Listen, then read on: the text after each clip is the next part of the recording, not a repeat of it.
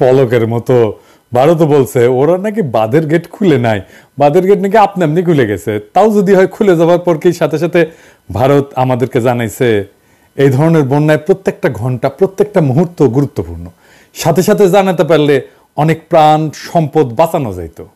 ভারত তো জানানোর প্রয়োজনীয়তা এটুকু অনুভব করেনি।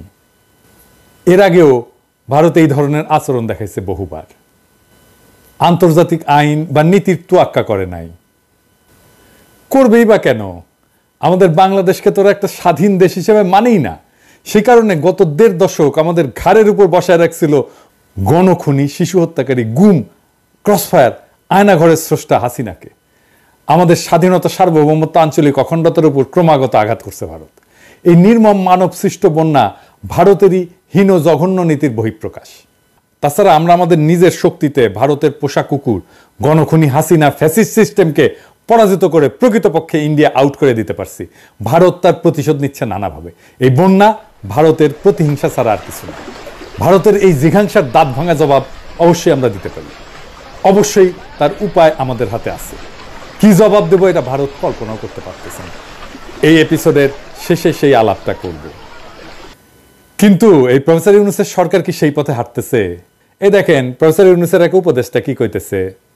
আপনার সাথে যদি আপনার প্রতিবেশী রাষ্ট্রের চুক্তি নাও থাকে, তারপরেও আন্তর্জাতিক আইনের কিছু নীতি আছে, যেমন কারো ক্ষতি করতে পারবেন না, যেমন আপনি সহযোগিতা করবেন, এগুলোকে বলে no harm principle, international cooperation principal.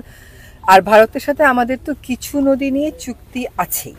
সে প্রেক্ষিতে আমার উত্তর হবে যে হ্যাঁ, উজানের দেশের উপরে যারা উজানের দেশ, তাদের ভাটির দেশকে জানানোর কথা, যখন এরকম অস্বাভাবিক বৃষ্টিপাত হয় বা পানি ছেড়ে দেওয়ার দরকার হয়, আগে একটু জানিয়ে দিতে হয়। তাহলে একটু প্রস্তুতিটা রাখা যায়, অন্তত মানুষজনগুলোকে সরিয়ে নেওয়া যায়। আপনারা দেখেছেন যে গতকাল আমাদের প্রধান উপদেষ্টা মহোদয় ভারতের হাই কমিশনের সাথে মিটিংয়ে বসেছিলেন, সেখানেও এই বিষয়টা উত্থাপিত হয়েছে। আমরাও সিদ্ধান্ত নিয়েছি যে আমাদের পররাষ্ট্র মন্ত্রণালয়ের মাধ্যমে এইরকম অবস্থা ভবিষ্যতে যাতে আর না হয়, বাংলাদেশের মানুষের যেন অভিন্ন নদীকেন্দ্রিক এইরকম মনুষ্য সৃষ্ট সমস্যা না হয়। প্রাকৃতিক যেটা, সেটা তো আর কারোর হাত নেই, কিন্তু আমরা যদি একটু আগে থেকে জানতে পারতাম তাহলে আমাদের প্রস্তুতিটা একটু রাখতে পারতাম। তো সেটা মানুষের কারণে, না জানানোর কারণে যাতে আমাদের কোনো এরকম বড় সমস্যা না হয়, সে ব্যাপারে ভারতকে আমরা আমাদের প্রস্তাবনাগুলো জানাবো। ভারত 50 বছর ধরে পানি নিয়ে প্রতারণা করছে, আন্তর্জাতিক আইনের তোয়াক্কা করে নাই। এখন আমাদের বিশ্বাস করতে হবে যে তারা তাদের কৌশল বদলাবে, কারণ প্রমিত ভাষায়, শান্তিনিকেতনী ভাষায়, রবীন্দ্রসঙ্গীতের সুরে রেজওয়ানা তাদের কাছে সবিনয়ে আবেদন করতেছে। আমাদেরকে সেটা বিশ্বাস করে বসে বসে আঙুল চুষতে হবে, তাই না?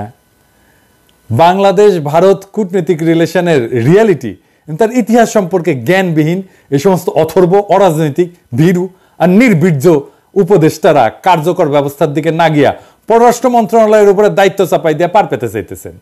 অথচ আমাদের হাতে খেলার শক্ত কার্ড আছে। ধরেন আজ সরকার ভারতের প্রতি এরকম নতজানু না হইয়া শহীদ আবু সাইদের মতো সাহস কইরা বুক চিতা তিস্তা প্রকল্প যদি চীনকে দেওয়ার সিদ্ধান্ত নিত, তাহলে আগামীকালই ভারত দৌড়ে আসতো হাত জোর কইরা, গ্যারান্টেড, লিখে রাখতে পারেন। কিন্তু এইসব অথর্ব, ভীরু, অরাজনৈতিক, কাপুরুষ উপদেষ্টা পরিষদ পরিবৃত হইয়া প্রফেসর ইউনূস আমাদের শক্ত কার্ডকে ব্যবহার করতে পারবেন কিনা তা নিয়ে আমার সংশয় বাড়তেছে। আমি শঙ্কিত যে 1-11 অনুপ্রবেশকারীদের হাতে সরকার ক্রমান্বয়ে হয়ে পড়ছে 1-11 দ্বিতীয় সংস্করণ। এটা বাংলাদেশ 2.0 না হইয়া ক্রমাগত 111 2.0 হইতেছে। দেখেন ডিজিএফ এর বট বাহিনী কিভাবে প্রফেসর ইউনূসের সরকারের সমালোচনা করলে ঝাঁপায় পড়তেছে আমার প্রোফাইলে আইসা। এটা তো প্রফেসর ইউনূসকে জবাব দিতে হবে যে ডিজিএফ এর বট বাহিনী কিভাবে এখনো কার্যকর থাকে। দেখেন কপি পেস্ট কইরা কমেন্ট করতেছে প্রফেসর ইউনূসের পক্ষে। আমাদের ট্যাক্সের টাকায় প্রফেসর ইউনূস কি জানে ডিজিএফ এর বট বাহিনী কি এবং তারা কিভাবে আমাদের উপর অত্যাচার করছে? ডিজিএফ এর বট বাহিনীর উপর প্রফেসর ইউনূসকে ভরসা করতে হচ্ছে এখন। এই অবস্থায় ছাত্র জনতা তাদের ক্ষমতায় বসাইছে, তাদেরকে দুর্বার আন্দোলন চালাই যেতে হবে, ভারতের প্রতি নতজানু আচরণ চিরতরে খতম করার লক্ষ্যে তিস্তাবাদ নির্মাণে চীনের প্রস্তাব গ্রহণ করার জন্য তীব্র চাপ সৃষ্টি করতে হবে এই সরকারের উপরে। আমি আনন্দিত ঢাকা বিশ্ববিদ্যালয় সহ সারা বাংলাদেশের ছাত্ররা আওয়াজ তুলছে, বন্যায় যদি মানুষ মরে সেভেন সিস্টার্স থাকবে না রে। শুনেন।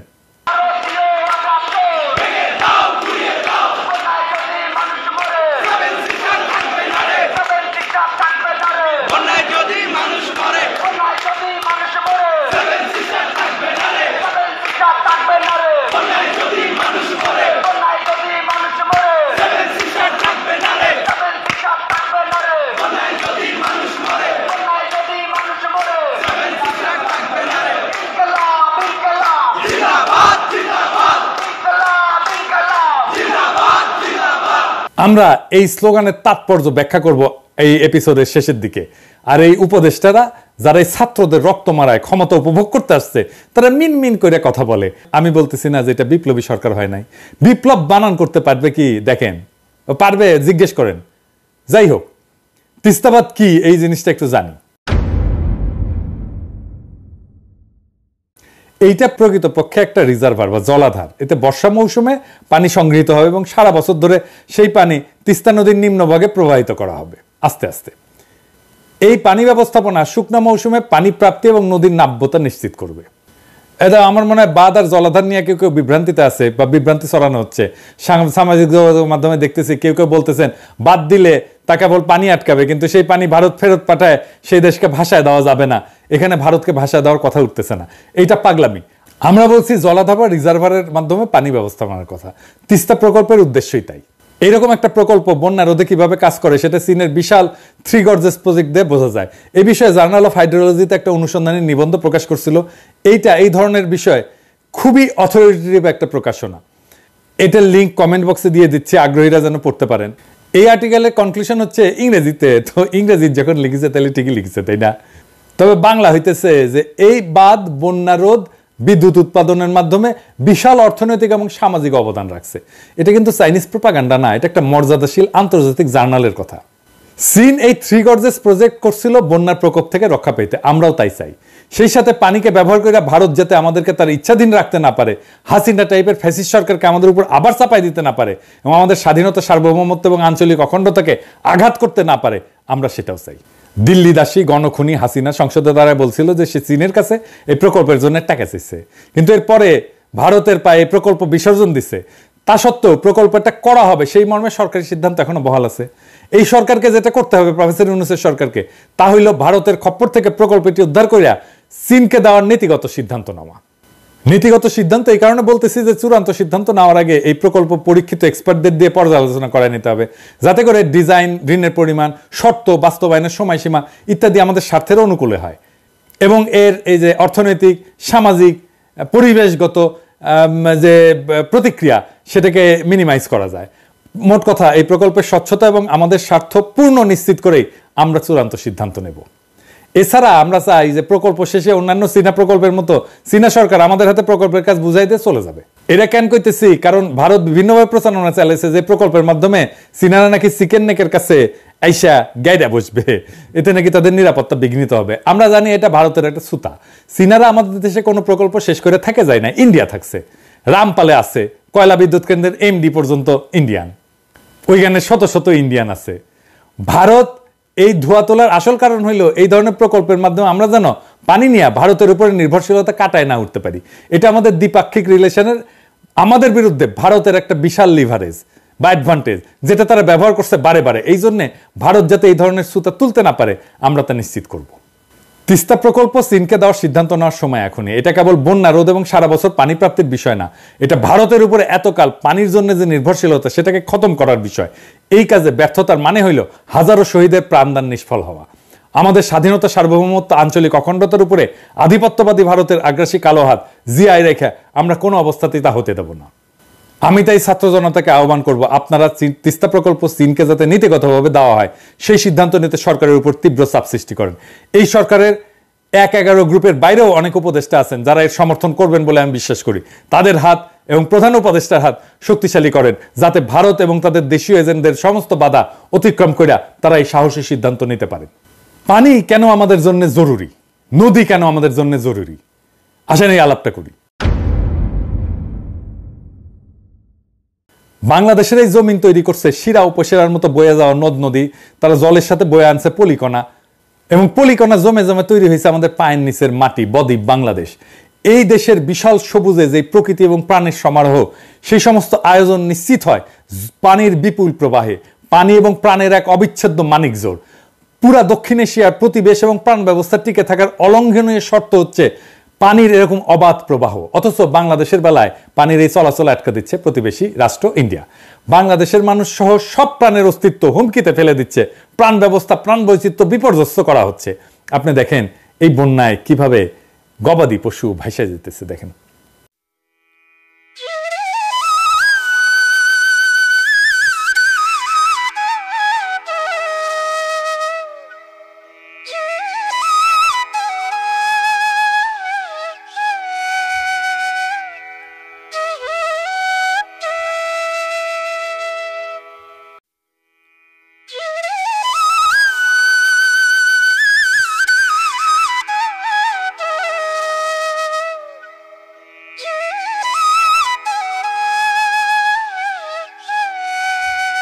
ভিটে মাটি, জীবন জীবিকা হারানোর কষ্ট এবং ক্রোধ বুকের মধ্যে নিয়ে নিরুপায় মানুষেরা ছড়ায় পড়ছে তারা এখানে সেখানে। বাংলাদেশের মতো ছোট রাষ্ট্রের সাথে ইন্ডিয়ার এই বৈরীভাব, অভিন্ন আন্তর্জাতিক নদীগুলোর নিজেদের অংশে বাঁধ, ব্যারেজ, ড্যাম, নদী সংযোগ প্রকল্পের মাধ্যমে গায়ের জোরে একতরফাভাবে পানি প্রত্যাহার করতে থাকা, এইসবের বুঝিয়ার কোনো শেষ নাই।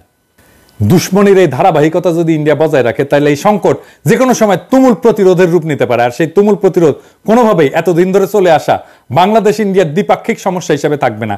কিন্তু কেন থাকবে না? কেন এই দুই দেশের সীমানা ছাড়ায় এটা বাইরে ছড়ায় পড়বে? সমস্যার কি এমন গুণগত পরিবর্তন এবং চরিত্রগত ভিন্নতা তৈরি হয়েছে? কি কি নতুন উপাদান এসে যুক্ত হয়েছে এর মধ্যে? এখনকার আলাপ এটা নিয়ে। ইন্ডিয়ার পানি সন্ত্রাসের সম্ভাব্য পরিণতি কি হতে পারে তা নিয়ে আমি একটা গল্প বলবো। না, আমার বানানো গল্প না, এটা থ্রিলার। লিখছেন যুক্তরাষ্ট্রের সদ্য সাবেক এক ইন্টেলিজেন্স কর্মকর্তা ডুয়ান ইভান্স। 2007 সালে সিআইএর দায়িত্ব থেকে অবসরে যাওয়ার পরে এই আমেরিকান গোয়েন্দা কর্মকর্তা এই ডুয়ান ইভান্স একটা স্পাই থ্রিলার লেখে, নাম হইতেছে নর্থ ফ্রম ক্যালকাটা। এই ভারতের দাদাগিরি পানি সন্ত্রাসের কারণে কি বিশাল পরিণতি ডেকে আনতে পারে তার একটা ইঙ্গিত দেওয়ার চেষ্টা করছেন ইভান্স তার উপন্যাসে। নর্থ ফ্রম ক্যালকাটার এই বইয়ের প্লট হচ্ছে ফারাক্কা ব্যারেজ। একটা সন্ত্রাসী হামলায় ফারাক্কা ব্যারেজ উড়ায় দেওয়ার পরিকল্পনা সুতা ধরে একটু একটু করে আগাইতে থাকে উপন্যাসের কাহিনী। বইটাকে শুধু স্পাই থ্রিলার বললে সবটা বলা হয় না, এটা আসলে আন্তর্জাতিক দক্ষিণ এশিয়ার আঞ্চলিক রাজনীতিতে ক্ষমতার ভারসাম্যের লড়াই। পানি এবং প্রাণ সম্পদের উপরে কৌশলগত নিরাপত্তাজনিত নিয়ন্ত্রণ কায়েমের রাজনীতি ইত্যাদি বিষয়ে এমন একটা ভাষ্য যার কাঠামোটা উপন্যাসের, কিন্তু উপন্যাসের চরিত্র হচ্ছে গোয়েন্দা গল্পের। গল্পটা খুব টান টান, নানা মাত্রার আর সম্পর্কের যোগসূত্র তৈরি করা হয়েছে এই গোয়েন্দা ভাষ্যে। ঘটনা হইতেছে ফারাক্কা ব্যারেজের 25 বছর উদযাপন উপলক্ষে একটা বড় উৎসবের আয়োজন করছে ইন্ডিয়া। মানে চাকভুম কইয়া ড্যান্স দিবে, এই দুইটা শেয়ার আর তো দেন অনেকদিন শুনি না এটা হয়েছে। সেইখানে এই প্রকল্পের মূল স্থপতিকে বিশেষ সম্মাননা প্রদান করা হবে।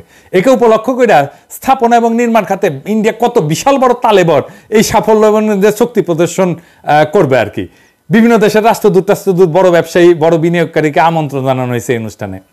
আর অ্যাটমিক ডেমোলিশন দিয়া ফারাক্কা ব্যারেজের এই 25 বছর পূর্তি উৎসব, জমকালো উৎসবকে জয় বাংলা করে ফারাক্কা ব্যারেজ উড়ে দেওয়ার কাছে রওনা হয়েছে একদল যুবক, 7 জনের।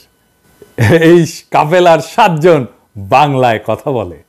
সমস্যা সমাধানে বাংলাদেশের সব কূটনৈতিক প্রচেষ্টা যখন বিফল, বাংলাদেশের অস্তিত্বের প্রতি যে হুমকি যে ব্যারেজ, সে ব্যারেজ বিষয়ে জাতিসংঘ যখন কিছু করতেছে না, তখন সেই ব্যারেজ উড়ায় দেবে বাংলায় কথা বলা 7 জন যুবক। এইটা হইতেছে এই উপন্যাসের উপজীব্য। এরা কারা? তারা কি এই মরুপ্রায় শুকনা নদীর স্তরে জীবন জীবিকার শর্ত হারানো উন্মূল কেউ? তারা কি এমন কেউ যারা ভিটামাটি হারায় উদ্বাস্ত? ফারাক্কা ব্যারেজে হামলার পাশাপাশি 12 ঘন্টার মধ্যেই আবার উত্তর পূর্ব ইন্ডিয়ার স্বাধীনতাকামী বিদ্রোহীরাও যুদ্ধ শুরু করবে এই উপন্যাসে। চারিদিক থেকে কোণঠাসা কইরা যাদেরকে এই সমীকরণে ঠেলে দিছে ইন্ডিয়া, তারা যুক্ত হয়েছে এই সমস্যার সাথে অনিবার্যভাবে। কি হইতে যাচ্ছে তাহলে? কি করবে বাংলাদেশ সহ এই অঞ্চলের মানুষ? কল্পনা আর নিরাপত্তা ঝুঁকির অনুমান নির্ভর এই গোয়েন্দা ভাষ্যে সম্ভব অসম্ভবের মানচিত্র ফুটে উঠছে। সেখানে বঞ্চনা, ক্রোধ, অসহায়ত্ব, প্রতিশোধের বারুদে কি অগ্নিশিখা জ্বলে উঠবে? তাছাড়া যেভাবে বাস্তব ক্ষেত্রে প্রস্তুত হচ্ছে, তাতে কইরা কি ঘটবে ইভান্সের এই উপন্যাসের বাইরে? বইটা পড়বেন। এই বইয়ের রাজনৈতিক ভাষ্য আমি দেখলাম ঢাকা বিশ্ববিদ্যালয়ের স্লোগানে, বন্যায় যদি মানুষ মরে 7 সিস্টার্স থাকবে না রে।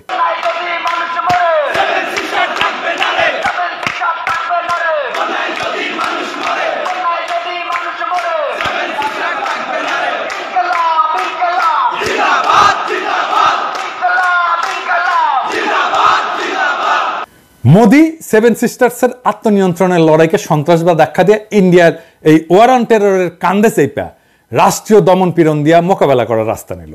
এই একই রাস্তা ধরল হাসিনা, বাংলাদেশের গণতান্ত্রিক লড়াইকে জঙ্গিবাদ আখ্যা দিয়ে নির্মূল করার রাস্তা ধরল হাসিনা। দমন, নির্যাতন এবং রাজনৈতিক বঞ্চনার বিরুদ্ধে জনগণের ন্যায়সঙ্গত বিক্ষোভ এবং বিদ্রোহকে নিরাপত্তার সমস্যা হিসেবে দেখার নীতি ইন্ডিয়া নিতেই পারে, কিন্তু তাতে বাংলাদেশ কেন একইভাবে সামিল হইতে যাবে? নিজের রাষ্ট্রীয় নীতির নিরাপত্তার বিবেচনা ছাড়া বিনা প্রশ্ন এবং বাক্য ব্যয়ে বাংলাদেশ কেন ইন্ডিয়ার যুদ্ধযাত্রার সঙ্গী হবে? এইটার খেসারত ইন্ডিয়াকে কড়াই গন্ডায় গুনতে হচ্ছে। এই যে 15 বছর ধরে কাঁচা খোলা সমর্থন দিয়ে টিকায় রাখলো ইন্ডিয়া হাসিনাকে, এর জবাব কি? আমরা এর জবাব চাই ইন্ডিয়ার কাছে। ভারতীয় পণ্য বয়কট আন্দোলনে বলছিলাম আমাদের চাওয়া খুব সামান্য, হাসিনাকে বলে একটা নিরপেক্ষ অংশগ্রহণমূলক নির্বাচন দিতে বলো, আমরা দায়িত্ব নিচ্ছি ভারতের সাথে একটা পারস্পরিক মর্যাদার সম্পর্ক নিশ্চিত করব। ইন্ডিয়া পাত্তা দেয় নাই, আন্ডার এস্টিমেট করছে। এই হরিদাস পালের কথা সেজন্য পাত্তা দেয় নাই। ইন্ডিয়ার লজ্জাজনক পরাজয় হয়েছে মাত্র 6 মাসের মধ্যে। গতকাল যখন ভারতীয় দূতাবাসের দিকে তারেকরা মিছিল নিয়ে যাইতেছিল, দূতাবাসের কর্মচারীরা ভয়ে পলাইছে।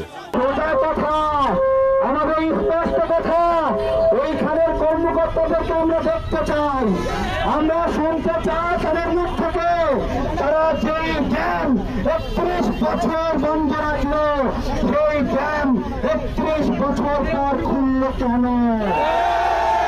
এই সাহস নিয়ে বাংলাদেশকে উপনিবেশ বানাইতে আসছিল। একজন কথা বলতো কি রুয়াব নিয়ে, হাই কমিশনার গুলো বসতো কিভাবে যেন বড় লাট।